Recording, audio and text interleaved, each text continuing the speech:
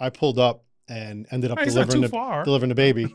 And she was like, how close was my husband to getting me to the hospital? I was like, not real close. He missed the mark, but it's okay. Everything's happy and healthy. So Way there. I think that if you make the time for the Firehouse and to volunteer, the rewards pay dividends throughout your whole entire life. That's right.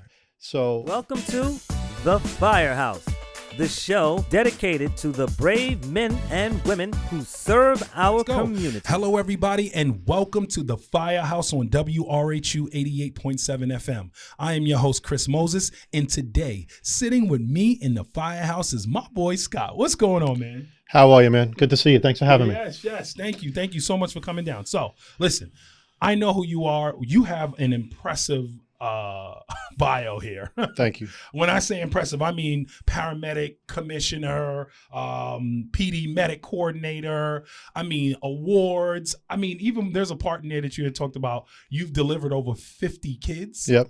We're gonna get into all of that. When I saw that, I was like, oh, we got to talk about that. So listen, I know a lot about you, but if you can tell the audience, you know, what department that you're in, how long you've been in, and any ranks that you've held. And of course, your full name. Okay. Scott Pino. Currently, I'm a commissioner for the Dix Hills Fire District. I served as a chief and all the ranks prior to that in Dix Hills, straight through the rescue squad and all the company ranks. There's a lot of requirements to get to the chief's office. You have to serve and all that to get there. Prior to that, I was a member of the Westbury Fire Department. That's where I started. That was where I was born and raised. That's where my family still lives. The reason why I ended up in Dix Hills. Is that the Turtles? The Turtles. There we go. Yeah. I wasn't a racing guy, though. You wasn't a racing guy. No, I supported them from the rescue squad. Okay. Yeah, and I watched many races. They were really good back in the day. They still have a big following. I think they joined with the Termites now from our park. Yep. So I started in Westbury, and I stayed there for 6 or 7 years, and then I met the love of my life. Okay. We got married. Kathleen, right? Yep. There we go. Well, shout outs to Kathleen. She became a Suffolk cop, and then she can't handle a commute, so we needed to move to Suffolk, and we ended up at Dix Hills. And you ended up at Dix Hills. So how many years is that in the whole? You know, I was thinking about it last night before I came on the show. It's about 30 because I started in 1996. So 30 years. I know you got some stories for me, Scott, but 30 years. Did it just go like that? It went faster. You know, I think that someone told me when you start out, you know, in any career, and being a volunteer firefighter is like a career. Yeah. You know, with all the requirements, trainings, and so forth, it has gone fast. I can't believe that. I never thought I'd ever be a commissioner. I never thought I'd ever make it to the rank of chief. And here I am. Look at that. I'm just enjoying it. And just enjoying it. All right. So let's start from the beginning, Scott. Let's start from the beginning. What makes you want to be a firefighter? Like, where does that come from? Second generation, first gen? Like, where does it come from? Actually, no generation. So no one before you. No. All right. So you were the crazy one that said, "Hey, I want to run into a burning building." Yeah. And where did it come from? Did you join the juniors? Like, how did it happen? No, it happened really strange. My really good friend Scott, growing up, his father was a member of the Hicksville Fire Department. In 936 on Strong Street. Okay. And, you know, just we played basketball and everything like that. Hanging out with his family, there was always some noise going off constantly in his dad's bedroom. Wow. And I got curious what that was. As we got older, we started getting on our bikes and following the fire trucks. Wow. Okay. And I was like, this is pretty neat. Like, these guys are like kind of leaving their families, doing their thing, getting out there and helping their neighbors day in and day out at the drop of a hat. And I was pretty interested in doing something like that. To be honest, the firefighting things always intrigued me. The EMS things, really, that's what I wanted to do. Okay. That was my career path from the beginning. That's always what I wanted to do. And then my mother kind of saw that because she was a nurse at Central General, which is North Shore Plainview now. And she took me there when I was in high school as a hospital volunteer. And that's when I ran into one of my lifelong friends, and Westbury fireman, ex-captain Rob Spear. And Rob Spear and I hit it off. He was 18, I was 16, and he was taking an EMT class. And I was like, I want to do that. I want to do this. And 2 years later, I ended up going to college, got my EMT at Fordham, and joined Westbury. And who was the captain of the rescue squad? Rob Spear. There you go. So he's really the kind of the springboard of what got me into the fire department, and actually what got me interested in being an EMT. And I kind of got fortunate because in Westbury, you couldn't just be EMS only. So I had to be a firefighter. You had to learn. I was interested in it. I wanted to learn it. And I had some incredible talent that surrounded me in Westbury. very seasoned, a lot of guys from the city, a lot of guys from the village, a lot of guys from the water district, and they were just fabulous. And they taught me, set the foundation almost of what I'm today. Of what you are today. So, you said that you really, I guess your love was really like being an EMT. Like, and, you kind of adopted being a firefighter, you were in the rescue company, you had to do both. So you said you're going to do that. But is it because of, your mom taking you over there and you seeing that? Because what I'm saying is that I know for a fact that some people like myself, I don't want to be an EMT or paramedic. And for some people, it's just not for them, right? But for whatever reason, that's what drew you into the volunteer services. Is it because of mom and the way she did that, or what was it that drew you in? I guess so. I mean, most people, they see the fire trucks, they see all of that. Oh, I want to do that, and it's not that part that people see. Yeah, I think that I got a sense of service and passion from her being like a critical care nurse, and seeing the differences and the lives that she touched. And she would tell me some stories about, obviously in nursing, you have a little bit more of a connection with the families. You see them longer. In EMS, we see them 45 minutes to an hour. Yeah, we go to repeat calls. We could talk about that ad nauseum. But, and I was like, it was almost like you got a bigger purchase point into the public, into the community to do a little bit more because we all know we do a lot more EMS than we do fires. Yes. And we could complain about that a little bit. But it gave me the biggest purchase point to try to help the most people. And I always enjoyed biology. That was my major in college. Okay. And I had no interest in being pent up in some building all day long. I loved being outside. And being a paramedic was where it was at for me. Where it was at. Okay. So, all right. So you're in, I guess you joined Westbury. You said there was no juniors or anything like that. You went right in. So you joined in Westbury. How long before did you hold any ranks there in Westbury? In Westbury, joined when I was, I think I was just past 18 years old. I was maybe the end of my freshman year of college. Okay. My mom was pissed. She wanted me to get good grades, and she was like, "This better not interfere. This better not mess it up." Yeah, there's some funny stories about her showing up at the firehouse and making sure that I did my homework and stuff like that. But hey, look, that's what moms are supposed to do. That's what moms are supposed to do. But yeah, I was it like, Scott, your mom's at the door? I got a story I'll tell you in a second. All right. But so I would say I was a rescue lieutenant, and I actually became a department chauffeur, which is a whole nother story. I actually saw Christina Oval on your story. I was very proud of her because she was the first female department chauffeur in Westbury. Yes. And I actually became a department chauffeur because when I was 19, I got aggravated because we weren't getting out during the day. Wow. And there was no rule of how old you had to be to get qualified on the rigs. So I had time, and between my college classes, when I came home, I would go out.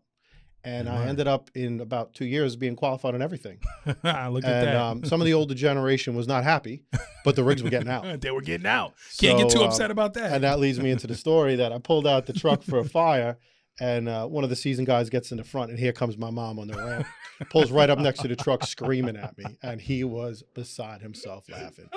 He goes, "You just brought me right back to my youth. I went through it too." What are you doing? You're supposed to be going over here. Exactly. You're on this fire truck right now. Exactly. Your homework better be done. College is important, and it was. And I did well in college, so I have I held true to my mother's standard. Yeah. But yeah, I mean, it was cool because we had some of the. I was fortunate, man. Still my favorite fire truck I ever drove, 84 Max CF pumper. Okay. It was the last full Max stem to stern made. It was Hose 2's truck. I was in Hose 1. Okay. Big controversy that I loved that truck and drove it a lot. But it was an awesome truck. I have actually a great photo of that in my supervisor car at work together. They brought it back. Pump panel right in the middle. Unbelievable truck. Yes. I love the pump panel in the middle. That's one. I know it makes the truck long. It makes the rig longer, but I like when you're pump panel in the middle, you can see everything. Then this had it on the side. This had bridge. it on the side. Okay. It was like almost like a city spec truck. Oh, okay. But it was beautiful, and I had a great time. I learned a lot. I pumped a lot of fires. Okay. A lot. So just. At Ladder Suite, they're transforming emergency services with smart, easy-to-use software built by first responders for first responders. Their fully integrated CAD and RMS solution are designed around real-world operations because no two agencies are the same. That's why Ladder Suite is flexible, customizable, and built to fit your needs. Hosted on secure, redundant cloud services, their platform delivers reliability you can count on when it matters most. And with a dedicated support representative for every agency, they're with you from onboarding to daily operations. Ladder Suite, built for the mission. And if you head over to their Instagram, drop a comment and let them know that the Firehouse on WRHU 88.7 FM sent. So just saying that, we always talk about how intense it is going inside. Mm-hmm. But for me, being a chauffeur is more intense. Yeah. Like, people don't realize how intense being outside and pumping this rig to make sure these guys and gals get this water. It's a lot. Yeah. It actually helped me later on in my career when I was in Dix Hills too, because I was taught, I don't want to say the old school way, but I was taught by old school firemen. Yeah. And we didn't have all these pro governors and, these set relief valves and so forth. You had to know the truck. Yeah. So much so that there was a legend. Loss and all of that stuff. There was a legend from Westbury. Talavacchio ran the district forever. And that 84 Max CF was his baby. When I got tested on that truck, he took every warning light out of the pump panel. Wow. And that's how he taught people. But you learned. And you learned the right way. And you what the rig sounds like. You exactly. knew all of that. That's what you learned. Problem solve and stuff like that. And, it paid dividends. Down the road, actually, I actually ended up pumping a couple of fires for Westbury as a ex-benevolent member. Okay. Because there was a lot going on and I was helping the chauffeur out. Yeah. I've done it several times throughout the county, but I'll keep that to myself. I don't happens. You pull up and then that's it. I'm always there to help. But it's nice to know and be able to, just problem solve with people. And I think when you're taught the right way, the old school way, I embrace the new technology. It keeps us safe. Yeah. But the old school stuff was cool as anything. And we had a Century Series LaFrance. And my first ride ever was on a rear mount American LaFrance 1979 ladder truck with the open back. I mean, you can't beat that. No. We don't have that anymore. So you started as a department chauffeur before you got into ranks. Yeah, because the rescue squad's kind of a side piece of Westbury. Okay. They're firefighters there. They really don't do a ton of EMS. They do a ton of fire calls, God knows. But they only do 300 or 400 EMS runs. And, it's kind of a squad. So it's like the fire police squad or the rescue squad. So I did that. So you started, you said 95. 96. Yep. So 96. Mm-hmm. So 96, you're doing your thing. 6 years later, something happens. 2001, right? Yep.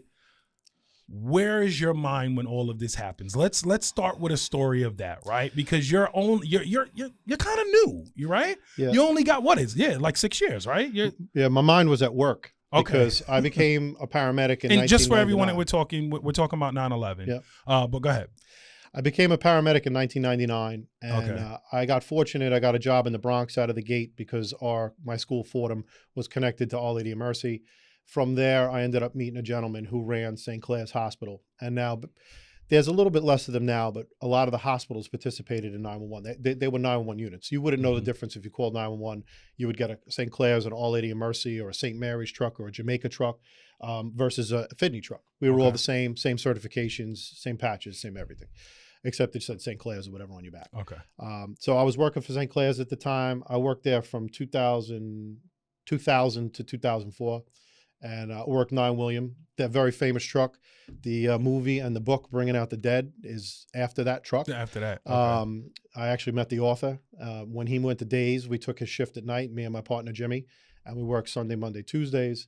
So here comes Rob Spear again, because I had just gotten off on the 10th. The 10th happens to be my birthday. Okay. So when I got home, now this is not really an era of cell phones. We had Nextels, right? Yeah. So I just got home to my parents' house. They're living at home, and phone rings. My mom comes in. She's like, "Scott, are you still up?" I'm like, "Yeah, what's up?" Rob's on the phone. So Rob goes, "Scott, are you at work?" I said, "Bro, you called me at home." And he's laughing on the phone. He goes, "Turn the TV on." We turn the TV on, and the second plane hits the second tower. Wow. I said, "Bro, I got to go." So I called my supervisor at work, and I said, "Billy, I'll be in tonight." Now, our hospital was on 52nd between 9th and 10th, and my truck sat at 4-4 on Broadway before they made it pedestrian-only, cars through it and everything like that. And we were busy as sin at night. It was just a busy place. And he said, "Could you just please come in? And if I don't need you, I don't need you, but at least I know you'll be here." Here, yep. And I said, "No problem." He goes, "You could sleep with the residents on." They had a beautiful place where the residents hung out when they weren't on shift. So when I got in there, immediately I got on a truck and they sent us down there. So I ended up, by the time I made it from home to work, got in the truck, whenever, we were a couple blocks away when the second tower came down. And so I just want to pause really quick. So you responded as a paramedic or EMT. Yep. I love this story because everyone that sits here and tells these stories always tell from the firefighter side. No one ever tells from the paramedic side of that. So go ahead, keep going. I got goosebumps because I can imagine, we always talk about the fire side, which was huge, but it was like the paramedic and the medic side was huge too. You have tons of aided, well, go ahead. I'm getting too excited. No, it was difficult because when we got there, our unit was intact and we had everything. And honestly, we looked like we didn't fit. Because when the towers came down and kind of, I don't want to say the dust settled, but we weren't covered in stuff because we were in a truck and we were blocks away when it happened. Okay. So when we got out, it's almost like we didn't belong. But yes, there were thousands of people there. The problem is that most of the people were ambulatory. They were walking past you. Okay. And unfortunately, with so many people that were so seriously hurt or perished, there wasn't a lot for us to do. I mean, so when you're walking up, right? You get out the rig, you're walking up. Like, who do you go to first? Like, how does it actually happen? came up to us and they were asking us for masks, or a sheet or to cover their Something mouth, to cover face. their mouths because could you wash their eyes out? Could you do this? And yes, of course. So that's what you're walking around just kind of doing. Yeah, that. we're trying to do what we can, but we only have, supplies that we have. But also in the back of my mind is I knew that, I was an extra unit. St. Clair's put out 5 units plus all the other city units. And I wanted to know where the other 5 units were. Because I knew that at least 4 of them were down there. Yeah. And these were all my friends and coworkers and so forth. So believe it or not, the only thing that worked down in 9/11 for like 4 hours was a Nextel. Wow. So it was crazy. You were able to. So it wasn't great, but you could kind of figure out what was going on. And within an hour or two, we kind of figured out that our units, that everybody, some people were banged up, but they were alive, Yeah. And they were kind of making their way to wherever they could find to get back to wherever. And then I got a phone call from my wife. Okay. So she wasn't my wife at the time. She was actually in the Suffolk County Police Academy. Okay. And she called me and the phone went through and I picked it up. She's like, "Where are you?" I told her where I was. And she started screaming at me on the phone. I said, "Listen, I'm good." I'm fine. I said, "A lot of people are not, but I'm good." I said, and she goes, "When are you coming home?" I said, "I don't know." Yeah. And that was that. But it was kind of. How long were you down there for? So I was down there for the better part of 2 days. Okay.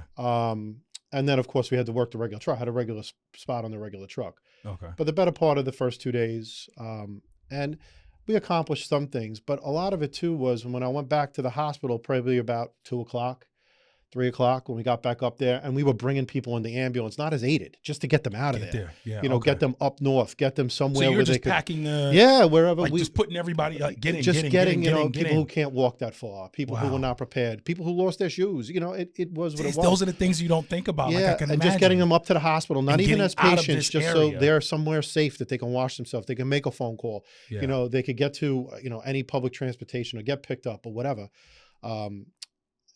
It was kind of like it started settling in. It was so harrowing because you felt like you didn't help anybody. You know what I mean? Because there's so many people. You felt like you didn't do anything. Like but you did. You just felt very helpless. And as a person who's always championed trying to help everyone the best of my ability, I felt like I didn't do enough. And it sits with me a little bit, but I guess as now it's the 25th year, right? Yeah. So now as you kind of digest it, the next couple months were real hard because in the city, as you know, in 96, when FDNY took over EMS, and there was a lot of controversy, it still is. Yeah. But when they started doing that, I had the fortune of meeting some of the most talented New York City firemen I've ever been in my life. Wow. Okay. One guy I'll speak volumes of is guy Al Benjamin. And he stuck out to me because he was the only African-American that I knew in Rescue 1. Wow. I don't know if he was the only African, but I always ran into him. Okay. And the guy was always a gentleman. We still follow each other on social media. Okay. And he was always there. And I remember a couple of days later, I ran into him and I was like, "My God, thank God you're alive." Because I you really don't know immediately, my mind snapped to where is this guy? Because I had done so many calls with him. And granted, now you start seeing the signs go up, but who's missing and whatever. And unbelievably, my unit used to cover between 5th Avenue and the West Side Highway from like 34th to 57th. Okay. And then at night after 11, we used to do a river to river 5-7 to 3-4. So you think about how many engine companies and ladder companies are in that box. In that area. How many people, and we used to do 10 or 12 calls a night. And the firefighters were always great to us. The paramedics, they were great to us. Yeah. I don't know how they treated the EMTs, but they treated us great. And I started seeing signs of not people I definitely knew personally, but coworkers and faces. Yeah. I think I knew over 100 firefighters who died by face. And it broke my heart because, you know, you almost get almost like a survivor's guilt, but, you know, and these guys were just so talented. I mean, Manhattan doesn't get a lot, but when they do, it's on. It's on. And some of the companies, the Yankees were big then, huge. And the guys at 9, 4, and 54, we used to go in there and watch the games with them in the house watch. They treated us like we were them. And how do you that deal whole house with was gone. How do you deal with that inside? I mean, back then, was there any resources? I know back then things were different than they are now, where, you know, anything happens, there's a resource there for you. It's there, which is great. But back then, I don't know, was it as much, you know, or it was more of those, you know, you deal with it on your own? Like, how did you deal with it? I think we just dealt with it, you know, just almost like you do with any call. I mean, obviously that's the call, but any call, I think you got to talk it out with your coworkers, your friends, your family. I mean, I'm lucky. My wife kind of gets it, you know. Yeah, she's got the cop perspective on what goes on, but she understands the first responder. So I had that at home, which was helpful. My parents actually, this is a weird thing. So my mom was always on the fence about me being a paramedic. She thought maybe I could do more, whatever that is. And I used to joke around with her about it. But that actually, it was like the catalyst of my parents actually taking my career and realizing that it actually meant something. So that helped, you know, but I think that it was watching, you know, people rebuild positively, seeing people come back and fill the ranks of the different trucks and firefighters that were lost and, you know, pushing forward and, you know, making it work again. It was interesting to watch. It was horrible to live through, but, you know, I don't know. I guess just talking it out with your coworkers, your friends, and your family, is the way that you it stays with you. I couldn't go, and I know jumping ahead a little bit, but just I couldn't, the 9/11 museum, I couldn't even go there to 2015. I kind of wrapped my head around it. My wife wanted to go, and she wanted to go for years. And I got to tell you, I went down, and Patty Brown's family I knew from Westbury. I didn't really know him, but when I got down to the bottom of the stairs and I saw his truck, I was like, oh my God. It's like I saw God. You know what I mean? It's like, you know, for some reason, and I tell this people all the time, when you have these stressful or traumatic incidents, something's going to get you. And that something might be something just obscure. It could be someone's voice. It could be a word. It could be, it reminds you of your family. Or it could be a physical object. The physical object was that truck. Was that Rick? And I was like seeing his helmet and this and that, and knowing his family from Westbury. And I just saw his sister a couple of weeks ago at an aided in Westbury. She lives across the street. And I was like, oh my goodness. Like, and my wife was like, you good? I was like, I'll be good. But, you know, just putting those connections. And that helped too, you know, kind of. Definitely. Having that support at home helps too, I know, for a fact, right? Because a lot of people, sometimes their spouse or the significant other doesn't understand what a first responder goes through. So shout out to Kathleen. She puts up with a lot. I can imagine. I mean, but she definitely can understand and be there to support. So definitely get it. All right, so let's keep going here. Let's get into some more stories. What do you got from maybe Westbury? What do you got from Dix Hills, whether they're fire calls, EMS calls? What you got for me? Westbury calls. I mean, I think the most memorable probably day that I had in Westbury was we had 3 working fires in one day. I was talking about it with my friend. He's an ex-captain. We got to talk about that. Todd Weiss and PJ Weber, who's the chief now. He's the first assistant. We got to walk through the whole day, like from the beginning to the end. We started out with a fire that was like down by where. What time is it at this moment? Like 9 in the morning, you know, and we were always short-staffed during the day. But luckily in Westbury, they took the vantage point that they're going to let the water district guys go, which was great because they were all young guys and they were my friends. So that it was even better. So we go down for a structure and show up, and one of the ex-captains is driving, and we're all there, and we go into the fire. It was a straightforward ranch. A couple rooms, no big deal. All right. I come out to the chief. I was like, I think we got, you know, is anyone else coming? He goes, no, you could just go get another bottle. So that's what's changed from 1997, 98 to now. And then, you know, 2 or 3 bottles. It didn't matter. There was no one else coming. So that was the with first a 30-minute bottle. Yeah, that was first one, straightforward, whatever. And then the next 2 fires I actually drove. We were first due at a fire on Railroad Avenue. So wait, did you get back to the house? Did you get got home? Back to the firehouse. So you got back to the house and everything, back to and then bang out for the next one. Yeah, back to the firehouse. Clean Did up. you leave or you didn't? No, we left. go back, and then I run out of the door. Of course, my mother's like, "What is going on?" So out the door again, up to the firehouse. Now we're first due a fire on Railroad Avenue down by the railroad tracks. And that's one of those high ranches. I always like those fires because you look like a true hero because you got the stairs to protect you. So the fire can be blowing out of every window upstairs, and you got the staircase for a little solace. Yep. And then you just go up and you do your thing. So, but I was pumping that fire, and again, but the guys, Todd and PJ, this is their second nozzle job in 3 hours. I mean, they're beyond happy. Yeah. So, and then we go back home. And then later on in the afternoon, maybe like 4 o'clock, we catch like a kitchen in a bedroom. So what is going through your mind then? You're now at home, relaxing, and then I was like, I have a lot of laundry to do tomorrow. But luckily, I drove the two other ones. But in Westbury, the chauffeur gets involved. So like it's not like you're just sitting at the pump panel, babysitting. But you're humping holes, you're doing it all. Right? Third fire in like 7 or 8 hours was a pretty decent day. That's a lot. Pretty decent day. That's definitely my other favorite Westbury story, and that girl Christina was on here. Okay. I got the opportunity to stand by in Westbury. I'm obviously friendly with a lot of people from that department, and they're all kind of my age now, and they're all of rank. So they call us when they had that huge sanitation fire. Yeah. Okay. And, it seems like they called everybody for that. Yeah. But they didn't call county us. invite on it. But Kenny Gass reached out to me at that time. He was the chief. Okay. And he said, "Listen, we really need we need an engine company to come here." I said, "Well, we don't really have engine companies in Dix Hills. We have rescue engines because we cover so much Parkway. We'll talk about it." But so I said, "But I can bring you something with the Hertz tool. It's got everything. It's an engine and it does all the things." I said, "I'll send you 6 guys and whatever."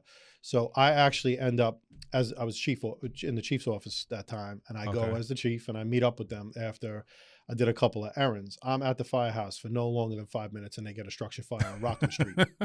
So I pull up, I transmit a working fire, the Dix Hills chief in Westbury. And transmitting. And then Kenny Gass, line of the year, and I give him credit for this. He goes, "You didn't come here to stand on the lawn." I said, "That's right. I came here to work, baby." So here I am now, the officer on the line with Christina and Kelby then, who's now a commissioner in Westbury. Look at that. And stem to stern, great fire, had a great time, and it was nice to reconnect with everybody. And I walk outside, and who's the first new truck? Green Lawn. Look at that. Which I had to laugh because we run in with them all the time.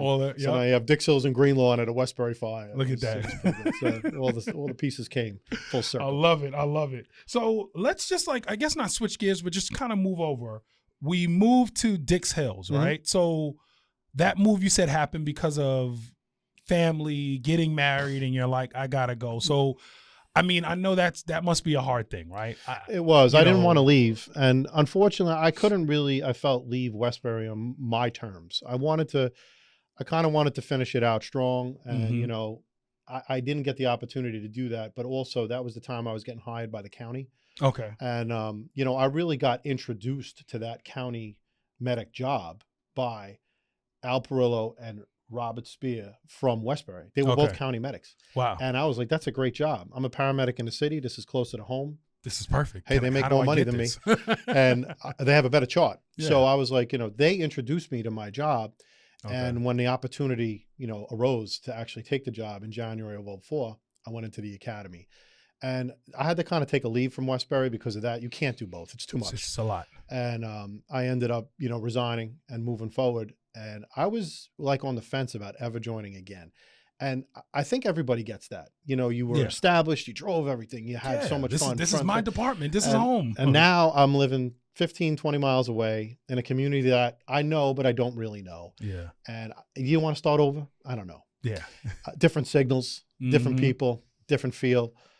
Different occupancies. That's right. Different signals, everything. Right? Because it's Suffolk. And I already had the city signals in my head. Now I got Nassau's being drilled into my head. Yeah, because their signal 10 is like something totally different than our 1335. signal 10. It's like, wait, what? Yeah. Yeah, their 13 is a word structure. It's a structure. And that's our take up. Yep. Yeah.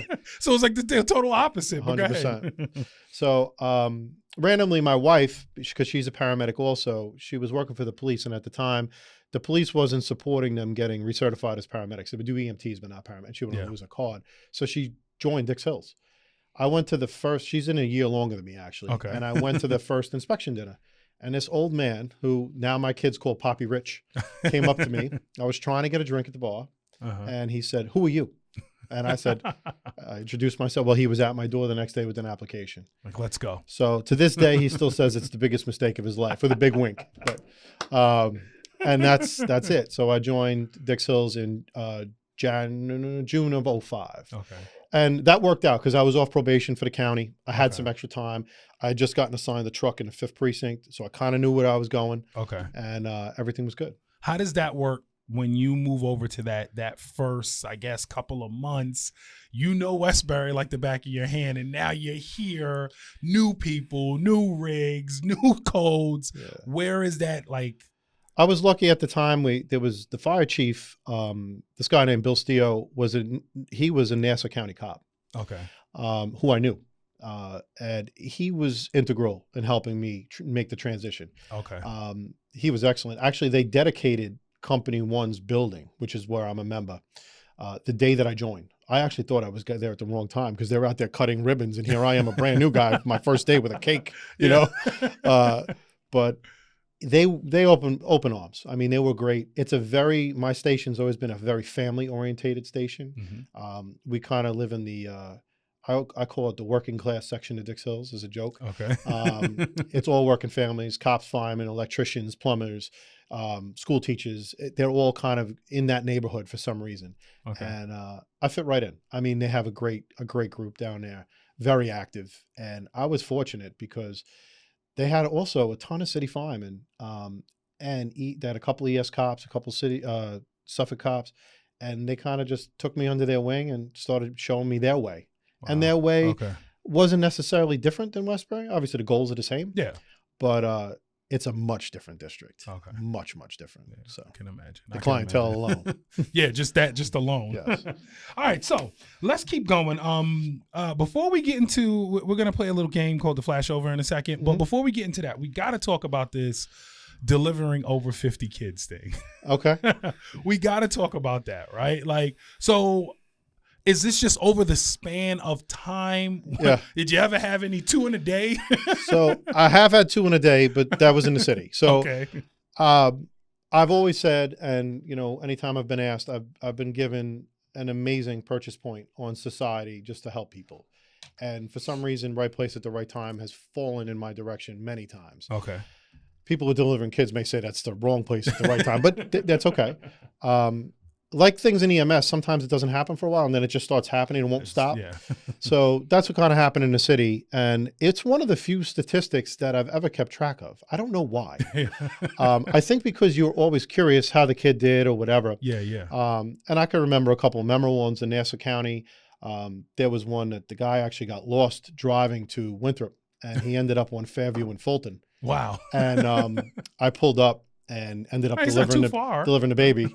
And she was like, how close was my husband to getting me to the hospital? I was like, not real close. He missed the mark, but it's okay. Everything's happy and healthy. So, so have most of them been in a car? Have any of them been in like any weird places? The expressway. Wow. A couple in houses, a lot in cars. Okay. Doctor's office, believe it or not. Doctor's office. Yeah, the doctors call the paramedics to bail them out. Who knew? So I mean, but so wait, they're in the OB and then no, but you know, you get someone in the waiting room. Okay, yeah. I had a waiting room with the husband. It's a lot of cars, to be honest with you. A lot of cars and a lot of people trying to get from A to B, and they probably should have called us. Yeah. Or maybe planned a little bit better, and that's okay, you know. So now I gotta ask, because I'm a detail person. They're in the front seat. Do you tell them we need to get you out, get you in the back, like, or it's wherever they are? Like, how do you? You got to kind of take a peek and see what's up. Okay. Like I said, I don't deliver babies. I'm just kind of like a conscientious observer. The women do the work. I mean, and they're always amazing. They just kind of need a life coach, you know, and somebody with a steady hand and kind of to talk them through it. Because obviously when you're not in where you plan to have this child, which is probably one of the biggest events of your life, you definitely are going to be not right in the head. And that's cool. Yeah. Yeah. But I'm trying to make you right in the head. Yeah. So if I could do it in the ambulance, like, it was pouring rain on the expressway and, you know, the ambulance pulls up. We're going to do it in the ambulance. So, hey, let's get up. Let's walk. Let's walk to the ambulance. Or no, stretcher, boom, boom, stretcher, boom. Yeah, stretcher. And unfortunately, though, if you're on all fours in your bedroom and the head's coming out, we're doing this right. We're doing this right. It's time to do it. You know, I had one woman trying to coach me through it, trying to tell me how to do it. And one of the cops from Garden City was telling her, I think he's done this before. Just chill out. He's got this. Listen, it's been a blessing to be involved in that many people's special moment. That's a special moment to be involved. The 50th one I had was actually in Dix Hills. Look at that. And I still keep in contact with the family. Wow. She's amazing. She moved to California, and she still texts me on his birthday. He's 5. So still texts me on the birthday, and great stuff. Came down. I love that. Little Firehouse sweater and everything like that. And it was neat too, because you get to show a lot of the younger people the craft, and you can't take the craft with you, so you got to give it on. Show you got to give it to the next pay generation. It forward every single time. And for them to be involved in that, it's doesn't happen a lot to a lot of people, but unfortunately, I've been there. You have it. You've done it. All good. All right, so just in the heart of Blue Point, New York, the Johnny Mac Foundation stands as a beacon of hope and resilience. Founded in memory of FDNY firefighter John F. McNamara, who lost his life to 9/11 related cancer, this foundation embodies his enduring motto, whatever it takes. To supporting first responders and their families, the Johnny Mac Foundation is committed to making a long-lasting impact. Join us in honoring John's legacy and making a difference. Visit at johnnymacfoundation.org to learn more and contribute.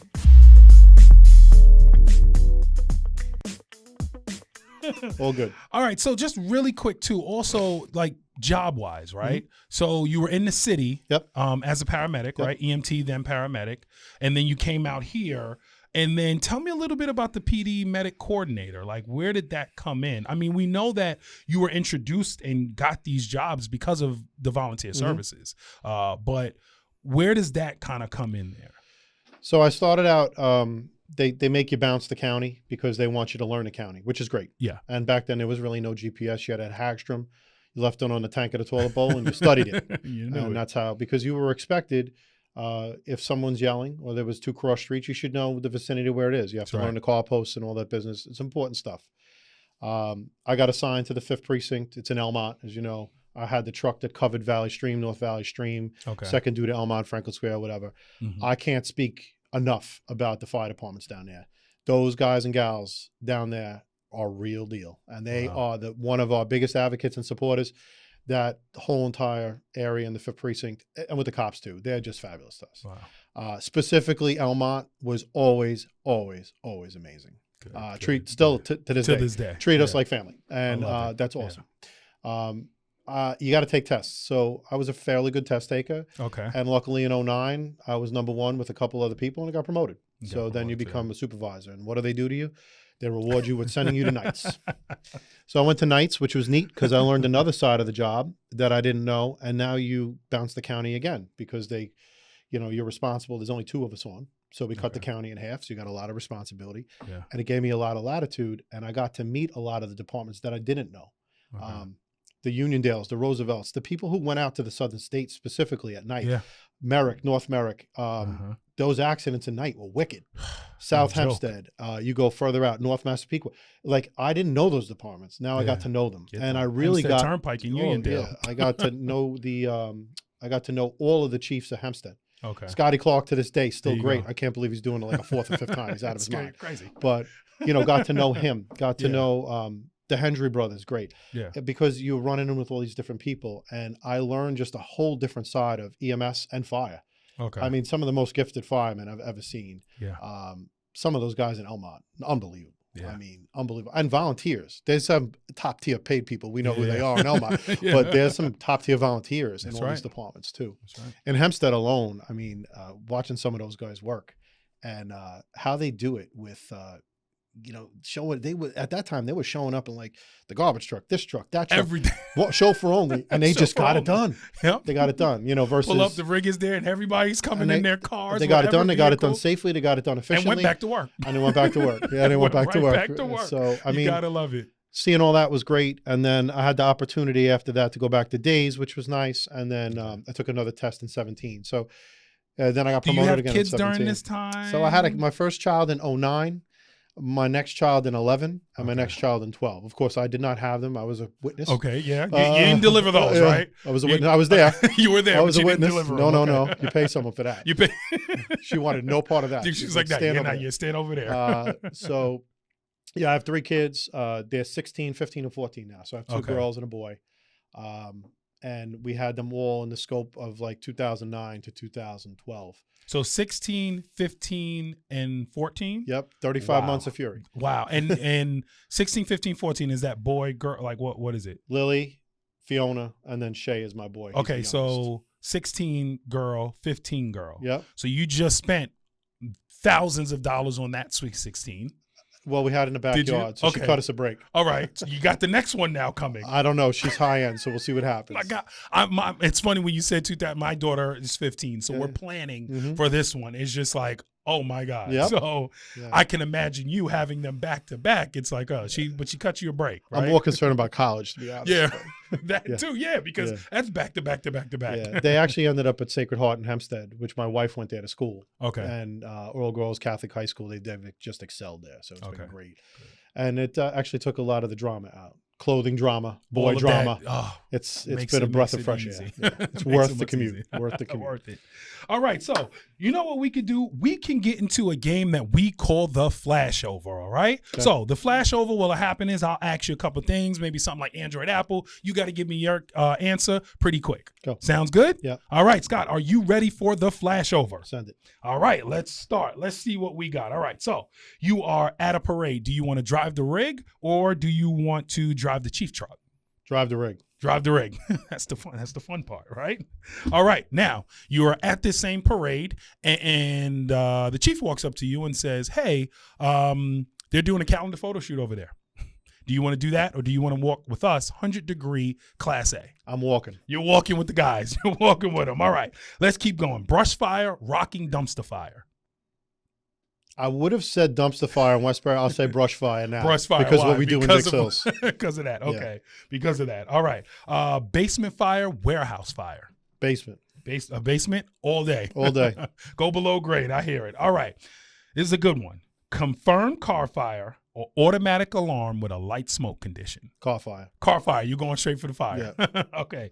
All right. So let's keep going. We are, so I assume Dix Hills Sunday morning. That's when you do your training. Some people do different things. Well, we have 3 companies, 3 stations. They all have their own station. Okay. And we're a Sunday company. Okay, So there's you're a Sunday company, a Tuesday company, and a Thursday All company. right, so think about when you were the captain of that company.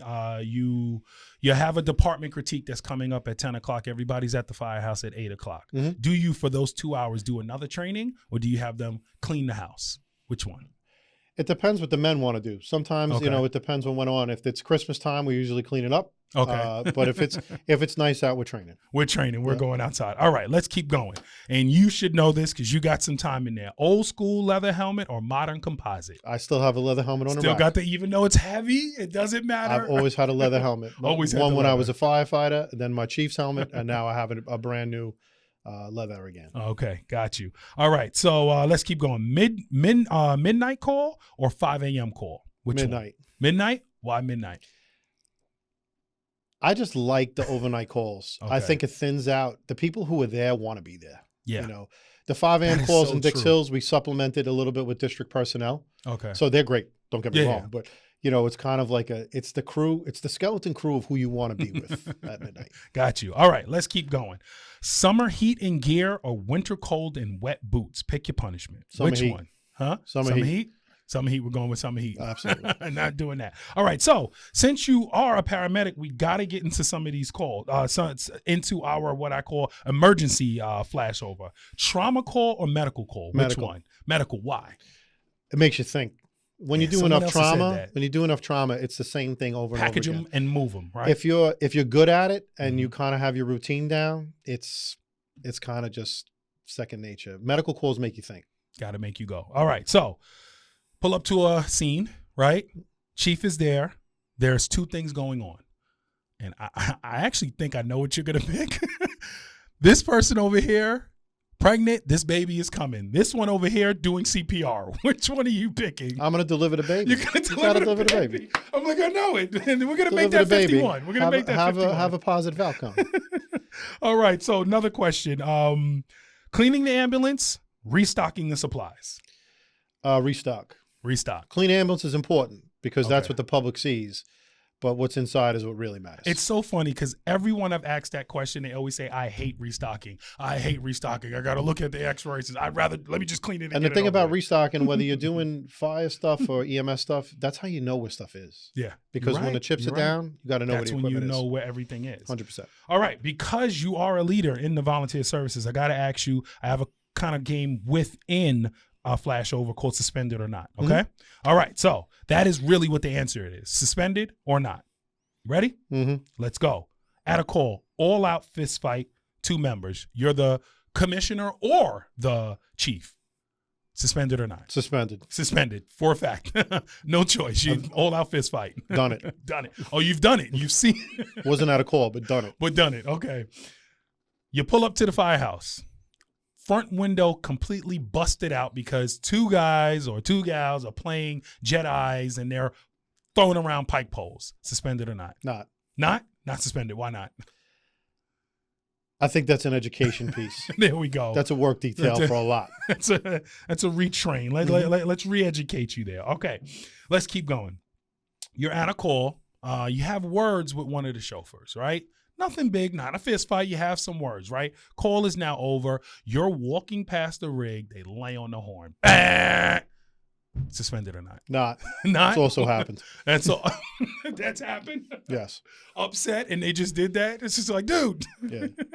You know, I have to say that most of the people I've dealt with through the years, like, if you're a chief officer or a line officer, you're going to upset people. You know, you wanted it to go this way. They wanted to go that way. They didn't hear you on the radio right or wrong. You got to be able to give out to somebody. They got to be able to give out to you. So that's cool. That's cool. That's fine. As long as they're Grover Airhorns, I'm in. Yeah. All right. So let's get into some movies. If you haven't seen it, or TV shows, if you haven't seen it, just say I haven't seen it. Yep. Okay. Ready to go? Yep. Chicago Fire, Rescue Me. I've seen Chicago Fire. I have not seen Rescue Me. Oh, you got to see that. That was good. We actually had Robert Burke on the show from there. Yeah, from there. All right, so Chicago Fire Third Watch. Have you seen that? Third Watch, I watched a lot because that was on after ER for a while. Okay, yes. So I did watch that a lot. All right, so now I have to do Third Watch or ER. ER, 100%. ER, 100%. It was a great show. Do you think that it showed what you did or no? Like, where was it? I mean, of course, it's TV, so it's a little embellished, but out of those shows that I just mentioned, did it show what you did or was it, you know? You know, I think it gave ER especially, gave a very good window into what goes on and the dedication, time, stressors, and everything that go on a daily basis that I think people don't understand behind the scenes because you're just waiting in a waiting room and getting pissed off, doing whatever. The same thing with Third Watch. I think they did a fairly good job of showing, you know, the stressors and what goes on and whatever. Yes, they have to dramatize things. That's why we watch. It's a movie. That's why we watch. You know, they don't understand that behind the scenes, the dedication, the commitment, the training. That's what makes all that possible. But I think those 2 shows did a fairly good job. ER ran forever. Yeah, forever. It actually, my best friend Michael, George Clooney's, whatever he was in that show, that made him be a physician. Still to this day, he'll tell you. Yeah. Look at that. Yeah. See? Look so at that. That inspired him to go to medical school, and he fought to get there. So I give him a lot of credit. All right. George Clooney. Let's keep, thank you, George. Let's keep going. Backdraft, Ladder 49. Backdraft, 100%. Why are we going backdraft? Because talk about over being dramatized. Did you get a second lead out? I mean, there's so many great lines from that movie that we still use to break each other's You chops. burned him. Right. So, you know, you're going to find out now, Brian, all this crap.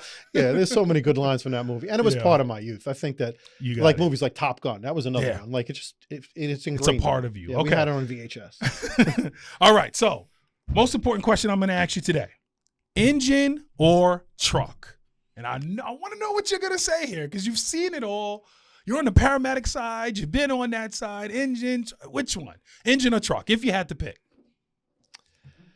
So if I had to pick in Westbury, it would be engine. Okay. There we go. Engine in Westbury. Dix Hills? I would pick truck. You pick truck. The reason why I pick truck, and this is going to be controversial. Okay. We have the only ladder truck in Dix Hills is in my company. Wow. But, dun, dun, dun, it happens to be a Quint. Ah. We have that for a reason, and we champion I know some people hate on it all day, and I get it. You have to champion the concept, and if it works for you, that's the truck you have to have your place. Okay. So, but it's really great not packing hose. Yeah. You know, and I think that the truck company operations, learning more as I went through the ranks in Dix Hills and was getting taught by some of the senior men in my company, I learned a lot, and I really appreciated that craft to a level that I didn't in Westbury. And I'm not saying Westbury was bad at it. They weren't. It's just that I was on the engine a lot, driving the engine a lot. You know, that was kind of the bread and butter of the department. And now in Dix Hills, we're kind of tasked with doing more truck work because we really have the only truck, quote unquote. Yeah. Although the other engines have all the tools to do truck work, they just don't have the aerial device. Yeah. And we specifically go to a lot of departments with that device, Deer Park, North Babylon, up north, and we get a lot of truck work out of it. And it's neat because you can kind of push yourselves into places that you can't when you're stretching. You know, you're right. And you can make a difference. True. There we go. All right, so we're going kind of both here. We're going engine and we're going truck. But I'm on the truck brigade now. But we're on the truck. So we're truckies all the way. All right, I hear it. Okay, so quick question about commissioner. We really didn't go into that. Like, how did you become a commissioner? Right? Because you're a commissioner. Are you sitting commissioner now of Dix Hills? Right? I mean, this is all the things you do. How does your wife deal with all of this? I don't know. Kathleen, like what? She's very talented. But she retired last year. She retired. But that's going to make it worse because now she's like, dude, I'm at home. What are you doing? You're here, you're there, you're there. She's the steward of the family now. She drives everybody everywhere. She's incredible. I have to give her a lot of credit. There we go. She facilitates a lot of my craft. Yeah, commissioner, I wasn't really planning on running, to be honest with you. Okay. So we had, obviously there's 5 commissioners. They ran with the vacancy last year because one of the commissioners moved out of Dix Hills. You have to live in the district, you know how that goes. So I got approached by a couple people to run because they wanted a person who knew fire and EMS. Most of the commissioners up there, they know fire. It's a unique situation. We have an ex-chief who is a retired Rescue 4 guy. Okay. We have a federal judge who's was an ex-chief. Wow. Then we have a guy who's like a businessman, which is always great to have because he's great with budgets. And we have a retired New York City police sergeant who never held rank, but he's like a 50 member of the department. So throwing me up there, I'm the youngest guy. I politicked for one day and I got a bunch of votes and I got in. And you got right in. I have to tell you, it's a 2-year spot. I don't know if I'll run again, but it's been a very rewarding and unique look at the fire service. Okay. My wife likes it better, I think, because it's more scheduled than running in and out with the car all day long. But it's been difficult because you're tasked with making some decisions that not everyone's happy with. You know, whether it's supplementing the EMS staff and hiring more paid people, which we had to do, whether it's saying no to a budget request. We just had to put cameras in all the vehicles. That's so funny. Because of the insurance concerns. That just happened over in, I guess that's everywhere. Yes. It's happening. And so just for everyone that's here, I'm glad you brought that up because that's, you know, that's a hard thing, especially changed every firefighters. What we're putting cameras, you're putting cameras in the firehouse, you're putting cameras here. But if you can explain that, why that's being done from the commissioner side, knowing both sides, right? Because when I first heard that, I said, they just want to watch everything. Like cameras on the rig. What are you kidding me? I actually want to watch nothing, to be honest with you. But I can tell you, we ended up putting it on there because we had so many hundreds of thousands of dollars of claims in a couple of years that our insurance company ended up dropping us. And we had to find a new insurance company. And now it's part of the piece of the puzzle to keep things on the level was putting cameras in the vehicles. Probably the premiums, keeping them down and keeping the insurance company satisfied. It's a reality. And that's the problem. I think that when you're in the chief's office or a captain or whatever, you don't see that. You're doing the job. You know what I mean? You don't care about the budgetary concerns of this and everything. You just pay my bills, commissioners, and move on. Now, you know, we're really kind of like the board of directors. So, you know, like the chief's the CEO and he answers to the board of directors if it's a business. And that's how we kind of try to keep it. And that business has to run with insurance and healthcare and this and that. That's right. And part of that was unfortunately putting cameras in. And we had to put them in. I have to tell you though, there's been 3 or 4 different incidents right now that the operators from our department have been exonerated of fault. Because of the cameras. And I found that ring true also at work. So at work, the paramedics don't have cameras, but the cops all do. And ring cameras and all this. We've always, you're on camera 50 times a day. But the same thing with at work, that 99% of the time it shows the police officers, the paramedics, the firefighters, everybody doing the right thing. And it really shows that we're out there doing the right thing. And these cameras Help out. It's not the he Have say, she we say. had to curtail a little, maybe a little excessive speeding? Have we had to have a Yeah. conversation with someone? Mm-hmm. Yeah, but I think in the end of the day, it's probably going to be for the best. Okay. And the video is amazing. Like you pull up First Due, we could pull that video and then we can use a training topic on it. Wow. Not to bash, but to use it. Yeah. I actually, when I was in the Chief's car, I actually had a dash cam. Okay. And I did several videos and training things off of that. Just to show people, what they looks did like right, when you pull wrong, up, and what to say. Yeah, and I love it. and even the audio that you can hear. Now that's one thing we did not do. There's no audio on any of our cameras because you know how things get spicy in the rig. Yep. Especially on the way back when you're upset. But you want to know what's so funny? You being a commissioner up there and knowing that those other five of you. Other four may not have known that, and you being that know that. Hey, listen, we're gonna do the cameras. Let's not do the audio. Yeah. And they wouldn't understand that. Right. So you being there, shout out to Dick Sales to say, hey, we need someone in here that knows that. So that's great. Yeah, it's been great. So far it's been good. I have no complaints. Yeah. It's very interesting being up there. And then it's very interesting when they all look at me for an answer and I'm like, you're looking at me. I'm the new guy. Quick question before we end. I got two questions, but really quick, want to ask. You're at that parade we had talked about? Yeah. Which uniform are you wearing? Is it different, commissioner uniform versus your ex-chief's uniform? No, you wear your chief's uniform. So you wear your chief's uniform. So in Dix Hills, if you are a commissioner, you're entitled to wear the commissioner, and you never held any other rank. We do have a few of them through the department that they're allowed to wear that. Some people who are ex-captains and they served as commissioner, they like to wear that because it has gold on it. Okay. And I get it. So most of them are 50-year members. So if a guy had 50 years of his life to a place, you let him be. You let him be, and you thank him for his service. Yeah.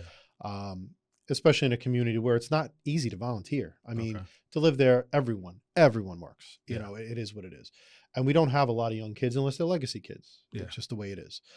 But listen, if I wore a commissioner's uniform, I'd get hated on. You're in the chief's office, I got elected by the public for commissioner, but I got elected by my people here. This is the work. It took a lot of work to get that as far as I got. And, we'll see what happens. All right. So 2 more questions for you. In a whole, how has being in the volunteer service changed your life? I think that it's definitely given me a good sense of connection with the community. Specifically in Dix Hills, if you're not part of the church, the temple, now the mosque, because we have a couple, the PTA, the school board, the fire department, your connection with the community is kind of not there. Yeah. We don't have a downtown, we don't have a Post Avenue. We don't have a Main Street.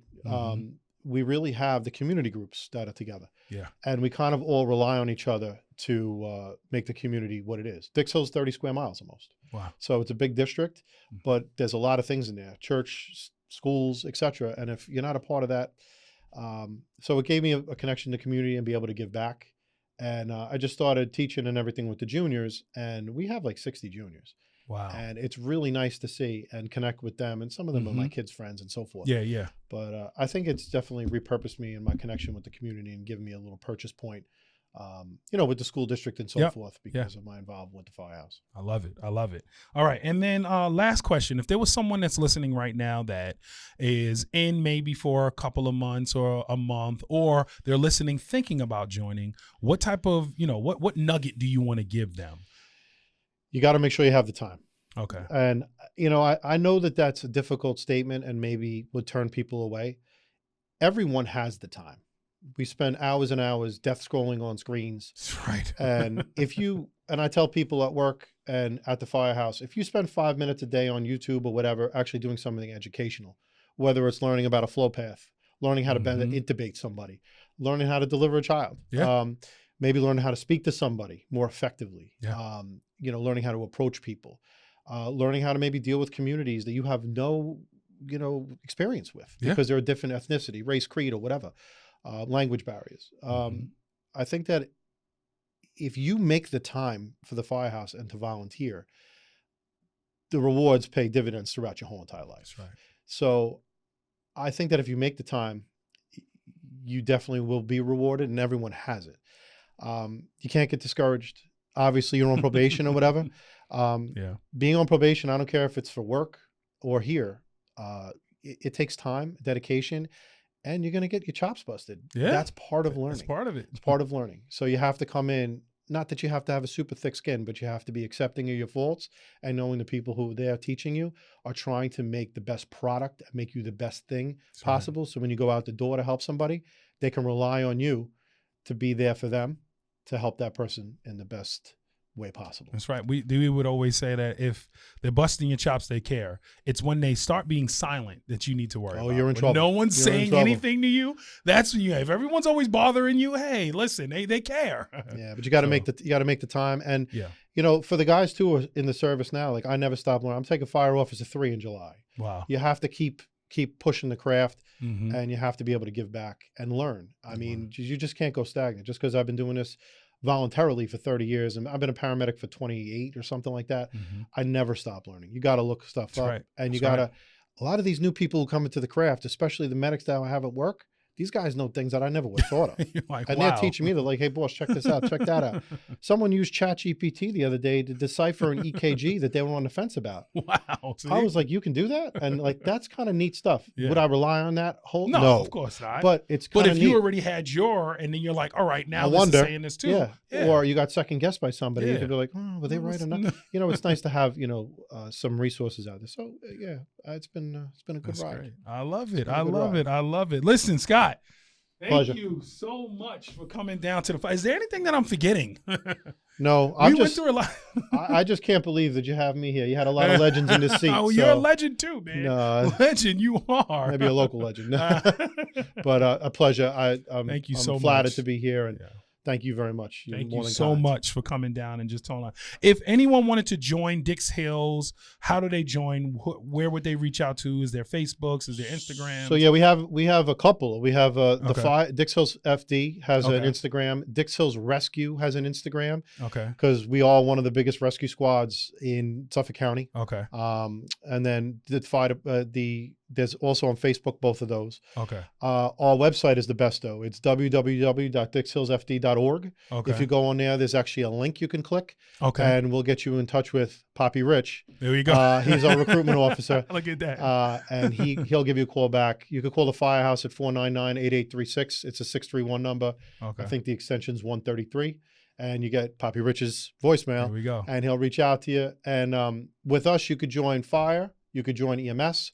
You could join both. Usually they make you pick one discipline out of the gate. You get off probation, and then they'll transition you over. And we do all the training just like everybody else. It's free. It's there for you. We're there for you. And if you're kind of on the fence about it, if the doors are open on a Sunday morning, stop in. Just stop in. We're open arms, and we always make great coffee. I love it.